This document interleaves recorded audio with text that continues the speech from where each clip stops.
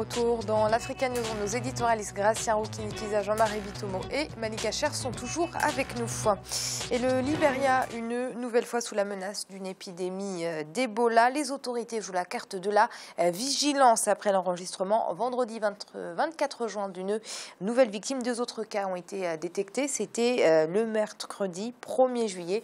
Et pourtant, nous vous le rappelons que l'annonce de l'éradication de l'épidémie par l'OMS avait suscité beaucoup d'espoir dans le pays. Deo Gracias Kpodo.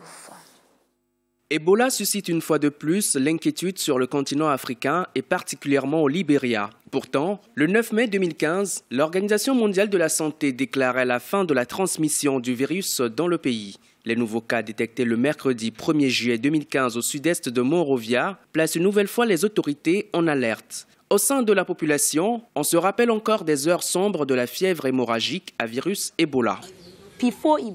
Bien avant Ebola, je produisais du charbon de bois. Je vivais bien parce que j'avais mes enfants autour de moi. Je jouais avec eux, je blaguais avec eux. Mais aujourd'hui, je ne vais pas bien. Quand je pense à mes enfants qui ne sont plus avec moi, je me sens mal. En ce qui concerne les origines de ces nouveaux cas, aucune certitude. Les enquêtes épidémiologiques se poursuivent. Mais déjà, à titre préventif, une trentaine de personnes ont été placées en quarantaine. Le gouvernement libérien, de son côté, s'est engagé à soutenir financièrement le système sanitaire national.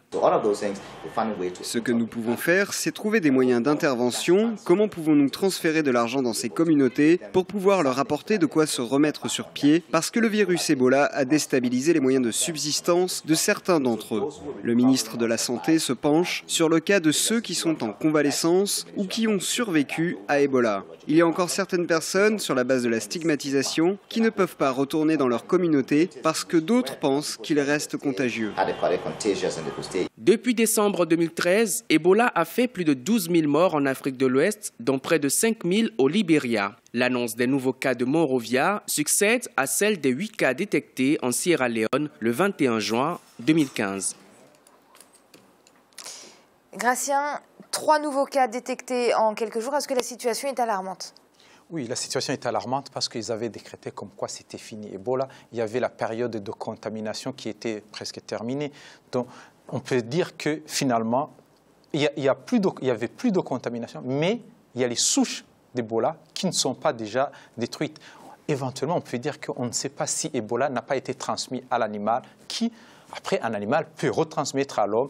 Donc, il y a juste le grand problème de l'origine, vraiment d'Ebola, et puis de tout ce qui est comme décontamination. Est-ce que vraiment on peut dire que c'est complètement fini parce que les hommes ne se transmettent plus le virus? C'est la grande question.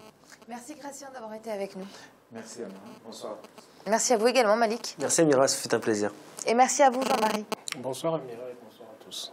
C'est donc la fin de cette émission. Merci de nous rester fidèles. À très bientôt pour une nouvelle semaine de l'Africa News. À très vite.